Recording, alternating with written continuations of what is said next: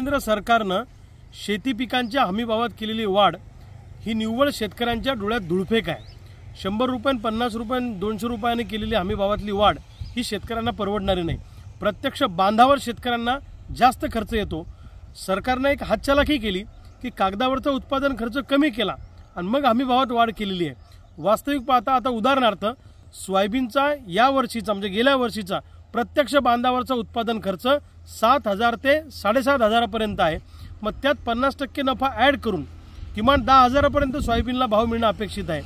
परंतु 7,000 रुपये जर प्रत्यक्ष बांधावर उत्पादन खर्च येत असेल आणि हे जर 4,500 4800 रुपये 5,000 रुपयाचा हमीभाव देणार असतील तर उत्पादन खर्च सुद्धा याच्यामध्ये भरून निघत नाही। त्यामुळे फक्त हेडलाईन मॅनेजमेंट करण्यासाठी या हमीभावामध्ये वाढ केलेली आहे आणि आम्ही काहीतरी शेतकऱ्यांसाठी करतो आहे हे भासवण्याचा प्रयत्न केंद्र सरकारने केलेला आहे। केंद्र सरकारने केलेली हमीभावातली वाढ ही आम्हाला मान्य नाही।